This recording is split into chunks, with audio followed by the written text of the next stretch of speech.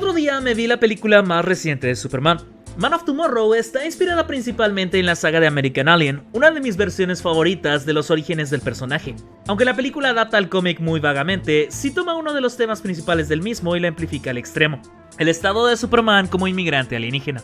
La cinta hace un énfasis tremendo en Superman y Martian Manhunter como víctimas de la xenofobia. Y al final, el ex-marín que se convierte en Godzilla chupaalmas es usado como una metáfora muy pobre de cómo la gente odia lo que no entiende, a pesar de que este Godzilla era... ¡sorpresa! ¡uno de ellos! Ah, y Lobo está ahí. Lobo es chingón. Of course I killed all my peoples myself, so why do I give a shit? Toda esta película me dejó con mal sabor de boca, lo cual es raro porque yo recordaba que me gustaba mucho el enfoque de este cómic. Así que luego de estarlo pensando por un par de horas, me di cuenta de una horrible realidad. Quizás es una mala idea esto de los superhéroes oprimidos.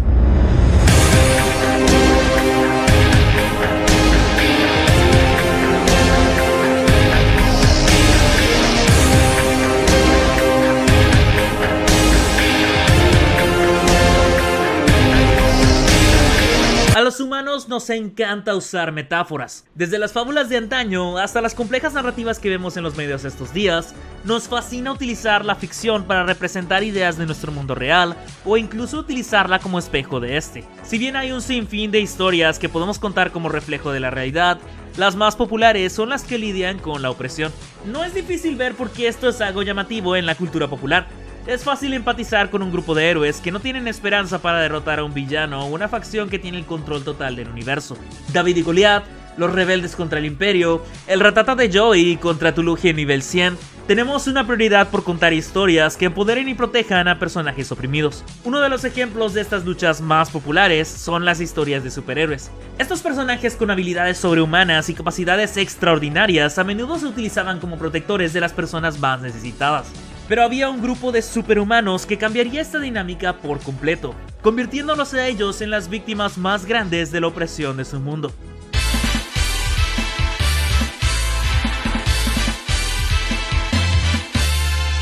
Por supuesto que estoy hablando de La Patrulla Condenada. La Patrulla Condenada es una serie de cómics creada originalmente por Bob Haney y Arnold Drake. Consistía en un grupo de personas convertidas en fenómenos en contra de su voluntad, ya fuera por accidentes o situaciones fuera de su control, y el jefe, Niles Caulder, quien los recluta con la esperanza de motivarlos para que luchen contra el mal. Podemos ver desde la portada de su primera aparición que parte del propósito de estos personajes era lidiar con el abuso que sufrían por ser diferentes al resto de la sociedad. Aunque los conceptos de la Patrulla Condenada no eran algo exactamente extraño para la era en la que fueron creados, y a pesar de que no eran exactamente exitosos comparados con sus contrapartes, los Titanes y la Liga de la Justicia, este grupo de inadaptados serviría como inspiración para crear otro grupo que se volvería mucho más popular. X-Men es una serie de cómics creada por Stan Lee y Jack Kirby, con una premisa más o menos similar a la Patrulla Condenada, pero con una diferencia que es clave para el tema de este video. Los poderes y extrañas apariencias de estos personajes no vendrían de accidentes, sino que eran genéticos. Esto serviría para crear una dinámica en la que el odio generado hacia estos personajes era por algo que estaba absolutamente fuera de su control. El Profesor X recluta a mutantes para enseñarles a controlar sus poderes y encajar en la sociedad como personas normales, mientras que Magneto, creyendo en la superioridad de la raza mutante, organiza un grupo de rebeldes e intenta demostrar por qué los humanos normales no merecen su compasión. Y también luchar independientemente por su liberación y contra el gobierno opresor. En realidad, sus motivaciones cambian todo el tiempo. Estamos hablando de cómics después de todo. Ya de entrada con esta introducción, nos damos cuenta del potencial que tienen estos personajes para funcionar como espejo para el mundo real. De hecho, el odio hacia los mutantes en la ficción de Marvel ha sido usado desde para alegorías al racismo hasta la homofobia también. Have you tried not being a mutant? Pero no tomen mi palabra como absoluta. Los mismos creadores de los cómics han admitido que su argumento original era una analogía a la tensión racial que se vivía en los años 60, con el profesor Javier siendo un análogo a Martin Luther King y Magneto de Malcolm X respectivamente.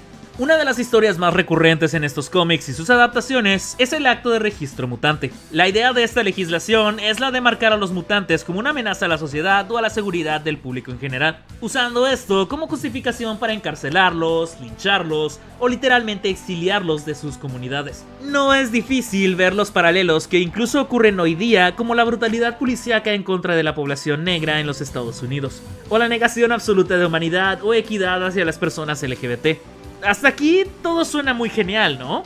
Después de todo, conociendo la cultura popular y cómo la mayoría de las audiencias consideran aburrido cuando se tocan temas de opresión en el mundo real, utilizar analogías puede ayudar a suavizar el mensaje para que más gente pueda comprenderlo y equipararlo con la realidad. Además, usar metáforas como la opresión mutante permite a escritores que quieren hablar de la opresión brincarse a los inversionistas preocupados con la ayuda de tecnicismos. A ver, miren, no son lesbianas. Son rocas espaciales sin género. Como dije, esto es fantástico, ¿no es así? Un mensaje que puede llegar directamente a su audiencia sin que ésta se sienta demasiado abrumada. Bueno, ojalá las cosas fueran tan sencillas.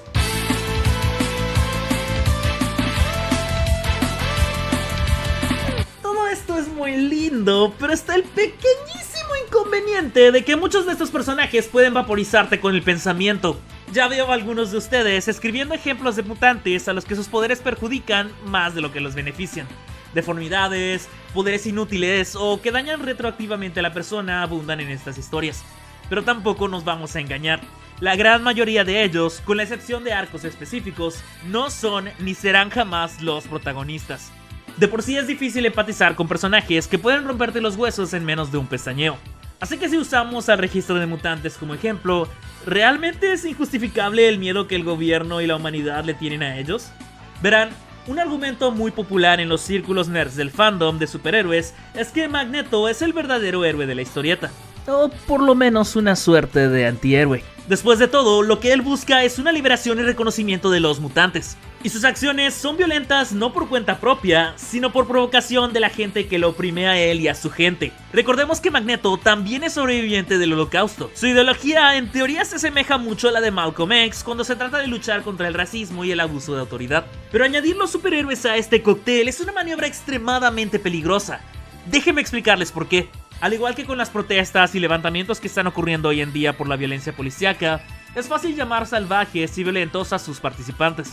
Algunos los consideran la amenaza más grande de la sociedad solo por las acciones que están tomando para defenderse y ser escuchados.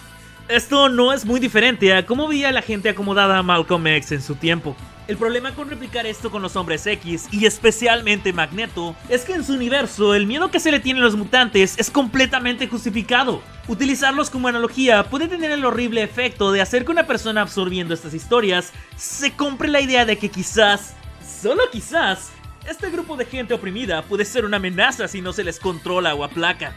Esta metáfora corre el peligro de justificar las ideas que mucha gente ya tiene de comunidades que son completamente inofensivas. La representación LGBT es la más obvia cuando se trata de estos daños. No, Patricia, tu hijo Carlos no te va a volver una paleta de hielo. Have you tried not being a mutant? Este problema se amplifica si añadimos el hecho de que los mutantes adolescentes no pueden controlar sus poderes a la ecuación. De pronto, resulta que la percepción que se tiene de la gente LGBT y de color es porque al principio son diferentes a la manera correcta en la que debe ser una persona. Siguiendo estas líneas, la estrategia del profesor X no es diferente a la de una terapia de conversión. ¿Es que esta gente tiene que adaptarse a la sociedad?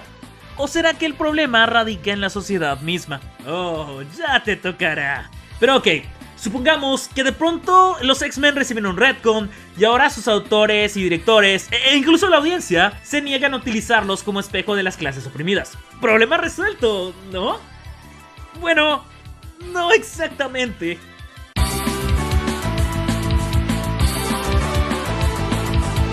Supongamos que eres un grupo dominante de la sociedad estadounidense en el siglo XX.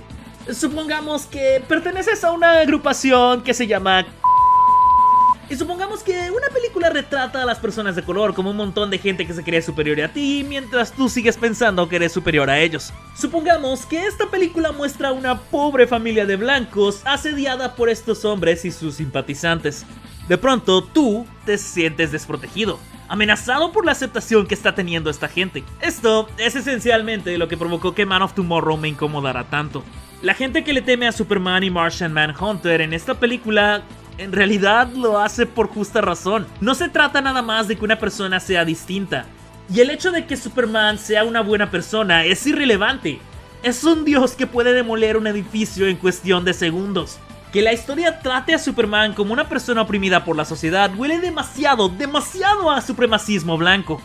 Una ideología que en la actualidad utiliza una supuesta amenaza de que se les quiere borrar del mapa como herramienta de reclutamiento. Tal vez podamos ayudarnos a comprender mejor esta mentalidad con otra historia sobre supers oprimidos.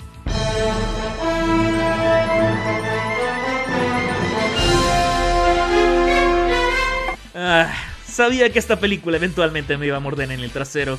Tras un accidente producto de las acciones de Mr. Increíble para salvar a un hombre que quería quitarse la vida, el mundo de los Increíbles crea leyes y normas prohibiendo el uso de los superpoderes. Los supers, antes adorados por el pueblo y tratados como dioses, ahora deben vivir la vida como mortales plebeyos, escondiendo su verdadero potencial ante el miedo que la gente normal les tiene por simplemente ser diferentes. Bueno, eso y su capacidad para doblar una barra de acero como si fuera de mantequilla, pero ¿a quién le importan esos detalles? Conforme avanza la trama, el señor Increíble descubre una conspiración de Síndrome, una persona común y corriente, para eliminar uno por uno a todos los supers del planeta, y cuyo plan final es el de vender tecnología para que la gente normal sea tan fantástica como los super. Cuando todos sean super,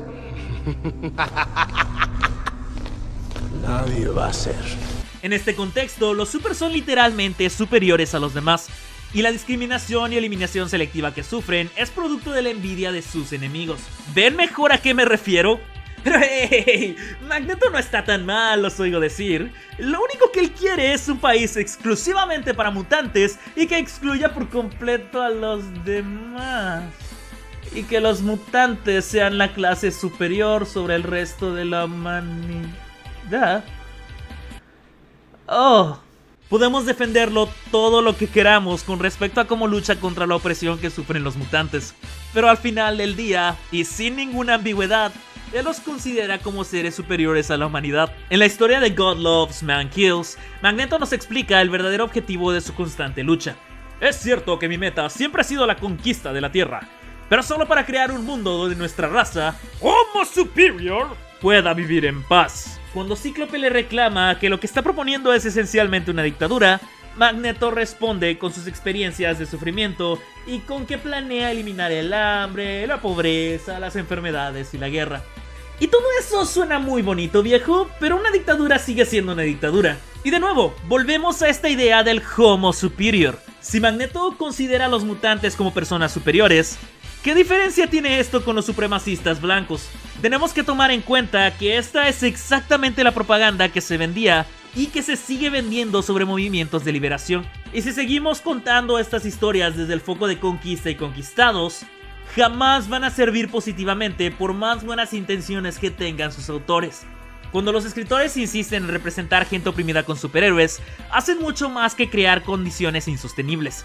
Están reforzando ideas dañinas que ya existen en la realidad. Si de por sí tenemos tendencia a simpatizar más con la gente empoderada, va a ser más fácil que defendamos a gente que abusa de su dinero y poder que a los grupos que realmente lo necesitan.